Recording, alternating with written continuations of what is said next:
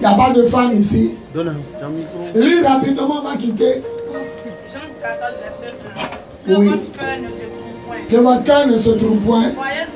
Croyez en Dieu. Croyez en Dieu. Et croyez en moi. Croyez en moi. Il y a plusieurs demeures dans la maison de mon Père. Si cela n'était pas, je vous l'aurais dit. Je ne vous l'aurais dit. Je vais vous préparer une place. Je vais vous préparer une place. Et lorsque je m'en serai allé. Et lorsque je m'en serai allé. Et que je vous aurai préparé une place. Oui. Je reviendrai et je vous prendrai. Je reviendrai et je vous prendrai auprès de moi. Afin que là où je suis. Vous y soyez aussi. Vous savez où je vais. Vous connaissez où je vais. Et vous savez le chemin. Et vous savez le chemin. Thomas lui dit. Seigneur, on ne sait même pas où tu vas. Comment pouvons-nous en savoir le chemin? Jésus lui dit, je suis moi-même le chemin. Je suis la vérité. Et je suis la vie. Personne ne peut aller au Père sans passer par moi. Si vous me connaissez, moi Jésus, vous connaîtrez aussi. Et dès maintenant, oui, vous le connaissez. Oui. Et vous avez vu Dieu. Vous voyez Dieu actuellement. Alors Philippe est étonné. Comment on peut voir Dieu? Montre-nous Dieu. Et cela nous suffira. Jésus répond, il y a longtemps que je suis avec vous. Tu ne m'as pas connu. Philippe répondit, celui qui m'a vu a vu le Père. Jésus plutôt dit, celui qui m'a vu a vu le Père. Pourquoi dis-tu, montre-nous encore le Père? Ne crois-tu pas que je suis dans le Père et que le Père est en moi? Que Dieu bénisse sa parole. Que Dieu bénisse sa parole. Que Dieu bénisse sa parole. On acclame la parole du Seigneur. Acclame la parole. Acclame. Seigneur, prends ma bouche. Parle à tes enfants, fais-leur du bien. Au nom de Jésus. Amen. On peut s'asseoir. Mon thème d'aujourd'hui, c'est Jésus, le chemin du ciel. Jésus, le chemin du ciel. Alléluia. Amen. Nous sommes dans la nouvelle année. Selon la parole de Dieu, Israël est sorti de l'Égypte en avril, le 14.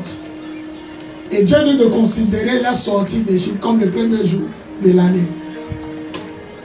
Donc dans ce mois d'avril, j'étais là et puis Dieu me disait, tu vas aller prêcher ce message aux 3 cultes.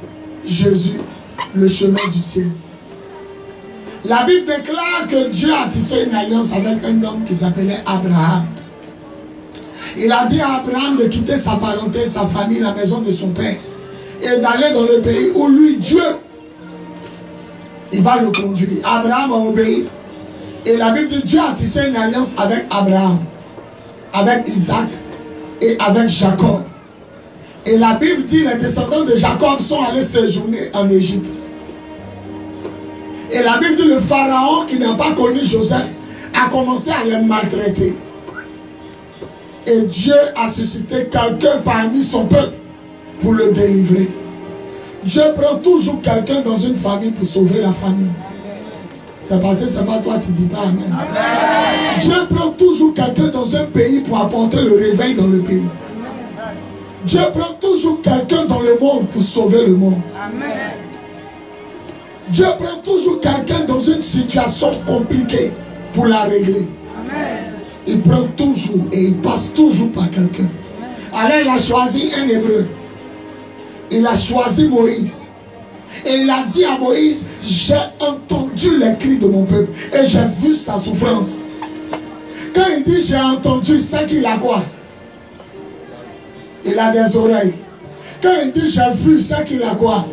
Vous êtes lents à comprendre. Quand il dit j'ai entendu, il a quoi? Quand il dit j'ai vu, il a quoi? Quand il dit le ciel est mon trône, il s'assoit. La terre est mon marche-pied, il a des pieds. Quand il dit l'Éternel sentit l'odeur agréable lorsque Noé a préparé après le déluge, on dit l'offrande de l'odeur agréable sont montées aux narines de l'Éternel. C'est qu'il a quoi? Il dit le ciel et la terre, Ésaïe 66. c'est ma main qui a fait le ciel et la terre. Il a quoi? Les mains. Il dit, Moïse, tu ne vas pas me voir de face, mais tu vas me voir de dos. Il a un dos. La seule chose que Dieu n'a pas, il n'a pas de sexe. Parce qu'il a un esprit. Sinon, Dieu te voit dans ta souffrance. Dieu entend ta prière. Alors, il pensait qu'il est parlé à quelqu'un. Il te voit et il t'entend. Alléluia. La Bible dit Jésus rempli de joie par le Saint-Esprit. Donc Dieu fait quoi? Il répète. La Bible dit Jésus fut rempli de joie par le Saint-Esprit. Donc Dieu fait quoi? Non. Dieu se réjouit. Il est content. Dieu peut être content. Dans le livre d'Ézéchiel, il dit ma colère s'est enflammée contre le peuple. Ça veut dire quoi? Il peut se mettre en colère. Il nous a créés comme il est. Et dans ce mois-là, il y a plus de peut-être 4000 ans passés. Dans ce mois-là, il a suscité un homme qui s'appelle Moïse pour délivrer son peuple. Le mois d'avril est le mois de la délivrance. Le mois d'avril est le mois de la restauration. Le mois d'avril est le mois de la guérison. Le mois d'avril est le mois de la restauration. Le mois d'avril est le mois du salut. C'est le mois de la bénédiction. Celui qui se lève et dit Amen. Le mois d'avril est le mois de la connexion divine. C'est dans ce mois-là le peuple a entendu audiblement la voix de Dieu parler au travers de la montagne. C'est un mois sacré. C'est pourquoi Dieu dit considérez-le comme le premier de l'année. Mais ce que je veux dire dans mon message, Moïse a conduit le peuple sur la terre promise. La terre promise était sur la terre. Il a ouvert l'eau, le peuple est passé, mais l'eau était sur la terre. Moïse a conduit le peuple, mais pas au ciel. Moïse a conduit le peuple sur la terre. Mais je vais vous parler de quelqu'un. Lui, il ne vous conduit pas sur votre terre promise sur la terre. Lui, il n'ouvre pas la mer qui est sur la terre. Mais il y a un rideau dans le ciel qui nous empêchait de partir quelque part. Il y a une mer dans le ciel qui nous empêchait d'aller quelque part. Lui, il est venu pour ouvrir le chemin, non pas sur la terre, mais le chemin du ciel. Celui qui se lève, il dit Amen. Il ne manquera pas le ciel. Il ne manquera pas le ciel. Ah, dis Amen fort. Moïse a conduit le peuple, mais dans les choses charnelles, dans les choses souterraines. Mais Jésus nous a conduits dans les sphères. Il nous a conduits dans les hauts lieux. Le premier Moïse va te conduire dans les choses de la terre, voiture, maison, mariage, plaisir, joie. Mais le deuxième Moïse va te conduire dans le royaume du Père. Où là-bas, la ruine ne peut pas rouiller ta richesse. Où les voleurs ne peuvent pas casser la serrure et rentrer pour te dérober. Là-bas où on vit éternellement. Il y a une joie sans fin. Il y a une gloire sans fin. Il y a une énergie sans fin. Il y a une puissance sans fin. Il y a une bénédiction sans fin. Il y a une richesse sans fin. Il y a une spiritualité sans fin. C'est là-bas qu'il nous conduit. C'est pourquoi il dit ce matin mon message. Jésus le chemin. Moïse le chemin de la terre. Jésus le chemin du ciel. Mes enfants, on s'en va au ciel. La plupart de tous ceux qui sont allés au paradis, il n'y a pas quelqu'un qui voulait revenir. Donc en attendant le ciel, dominons et régnons sur la terre. Il y a des voitures au ciel. Quand Élie devait être enlevé, une voiture du ciel, dépêchée par Dieu, est venue le prendre. La Bible dit chat étincelant. Et des chevaux en flammes. Ah, c'est les voitures. Au ciel, il y a des voitures. La Bible dit ce qui n'est jamais monté au cœur de l'homme. Ce que l'homme n'a jamais pu imaginer. Dieu l'a réservé dans le ciel pour ceux qui l'aiment. Il y a des choses que tu vas voir. Tu vas te dire 1000 ans. Et réfléchir. Je ne pourrais pas penser que ça là, ça existe. Dieu a réservé une maison exceptionnelle pour toi. Il a réservé une gloire pour toi. Il a réservé une bénédiction pour toi. Ta souffrance va passer. Ton célibat va passer. Ta galère va passer. Ta stérilité va passer. Mais celui qui fait ce que Dieu veut, sa gloire ne passera jamais. Celui qui dit 3 fois Amen. Moïse s'est arrêté avec un bâton. Il a tendu la main s'est ouverte. Mais le deuxième Moïse, qui s'appelle Jésus, lui, pour nous conduire au ciel, il n'a pas tendu un bâton, il est mort sur le bâton. Et a attrapé le bâton, l'autre s'est couché sur le bâton. Lui qui a attrapé le bâton a ouvert la terre. Lui qui s'est couché sur le bâton a ouvert le ciel. Frère, il a vu le paradis 2 fois. Il a vu l'enfer 1 fois. J'ai vu Jésus 6 fois. J'ai vu mon âme sortir de mon corps plusieurs fois. On s'en va quelque part. Après notre mort. On s'en va quelque part. La première fois où il a vu mon âme. Où voyez ce Kleenex là? Quand vous regardez, donne-moi un mouchoir. Mais en réalité, il n'est pas un. Quand tu commences à le frotter. Quand tu le frottes, il devient combien? Il devient 2 ou 3. Voilà.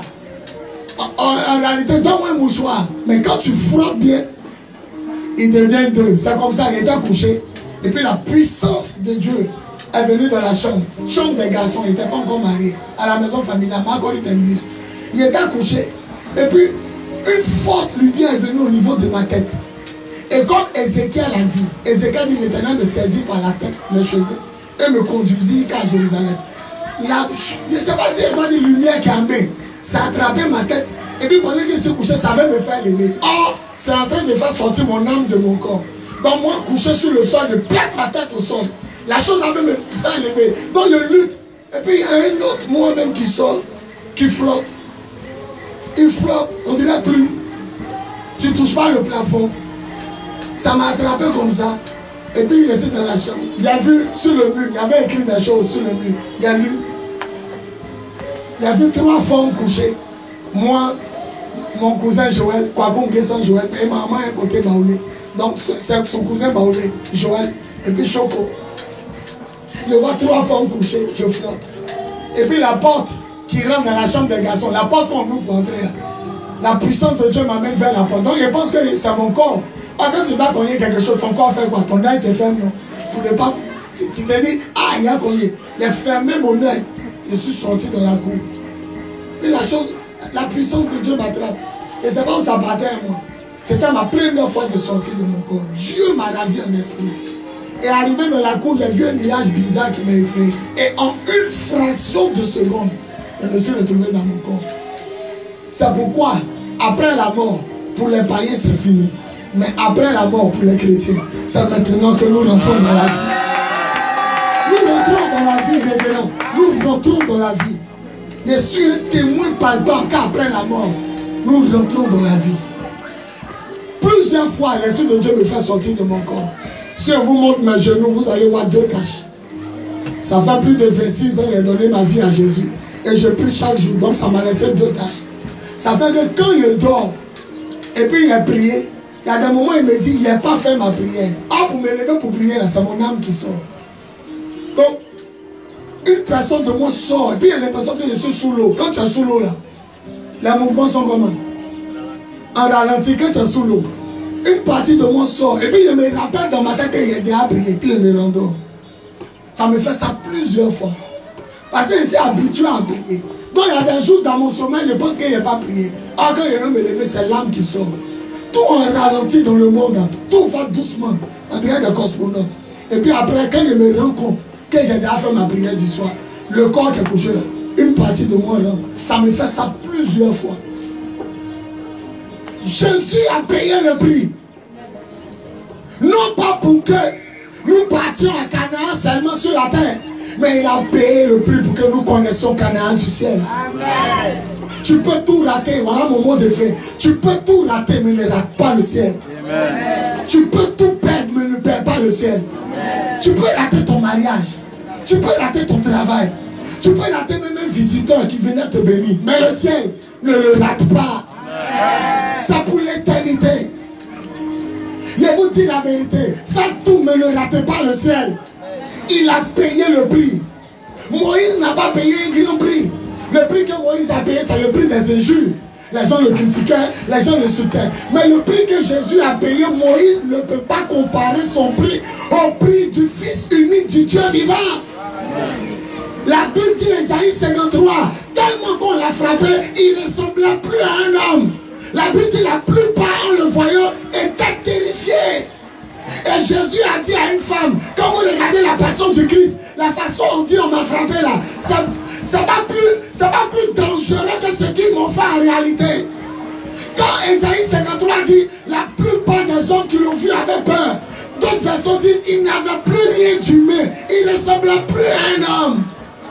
Il a payé le prix. Quand Moïse a ouvert l'eau pour passer, l'eau est revenue encore se fermer. Quand il les a donné la terre de Canaan, après encore on les a chassés. Israël a quitté la terre, l'eau que Moïse a ouverte, l'eau encore s'est refermée. Mais pour Jésus, le ciel ne peut pas se fermer, le ciel ne peut pas se rétrécir, le ciel ne peut pas se recouvrir. Il a ouvert le ciel pour toujours. Celui qui dit Amen, il a une grâce éternelle. Quand Moïse a ouvert l'eau, derrière Moïse, ça fait quoi? Ça s'est refermé. Quand ils sont partis à Canaan, et puis Dieu a fâché contre eux, il avait quoi? Il les a chassés de la terre. Mais pour Jésus, le ciel ne se refermera pas. Ça ne se ferme plus comme l'eau derrière. Et arrivé au paradis, Dieu ne peut jamais te chasser. Parce que tous ceux qui arrivent au paradis, c'est les élus. C'est pas comme la bénédiction de Moïse où après l'Éternel vient prendre le Nebuchadnezzar, on vous chasse de la terre. Au paradis, on ne te chassera pas de ta terre. On ne te chassera pas de ta bénédiction. C'est pourquoi pendant que tu vis sur la terre, il faut avoir ta place réservée dans le ciel. C'est ce que j'appelle PV, passeport, visa. Passeport, c'est quoi? Je crois que Dieu existe. Je crois que Jésus est son Seigneur. Ça, tu as ton passeport. Je crois que Jésus est le Fils de Dieu. Tu as ton passeport. Il a été baptisé. Ça, c'est le passeport. Mais le visa, c'est la vie sexuelle qui est rangée. Oui, tenue vestimentaire rangée. Une chrétienne ne peut pas montrer ses poils, ses seins, ses fesses. Une chrétienne ne peut pas montrer la couleur de son caleçon. Tu ne rentres pas au ciel. Une chrétienne ne peut pas mettre tatouage ciel. Elle ne peut pas faire la dépigmentation de sa peau, changer la couleur de sa peau. Je suis désolé, une chrétienne ne peut pas mettre des tatouages. Une chrétienne ne peut pas faire des piercings. Piercing, nez, oreille, bouche, nombril, seins, fesses. Il y a d'autres gens qui percent leur sexe. Une chrétienne ne peut pas faire ça. Un chrétien ne peut pas s'habiller comme un DJ. Un pasteur ne peut pas porter des habits déchirés, à la chair guine qui est déchirée, boucle d'oreille, cigarette. Il y a des tenues, c'est ce qu'on appelle le visa. Tu peux avoir le passeport, tant que les blancs ne te donnent pas leur visa, tu ne vas pas dans leur pays. Tu peux dire tu connais Jésus, tu peux être assise ici, tu es assis ici. Mais tant que tu n'as pas la vie rangée, la vie sexuelle, la vie vestimentaire et même la vie gastronomique. Quand on dit la vie gastronomique, on parle de manger. La Bible dit les gloutons n'iront pas au ciel. Mange juste quand tu enlèves le dernier bouton. Mange juste quand tu enlèves ta ceinture. C'est la gloutonnerie. Vous ne partirez pas au ciel. Donc dans nos églises, beaucoup ont leur passeport. Mais peu ont leur visa. Promets-toi ton passeport et ton visa. Comme moi, je suis prêt. Je suis prêt. La trompette sonne, je décolle. Parce que j'ai mon passeport et j'ai mon visa. Celui qui dit Amen, Dieu va compléter ce qu'il lui. J'ai regardé l'heure. Il reste 10 minutes pour sortir. Tu vas lever la main. Prie pour la parole. Remercie le Seigneur. Lui, il n'a pas ouvert le chemin de la terre. Il a ouvert le chemin du ciel. Parle à Dieu. Parle à Dieu.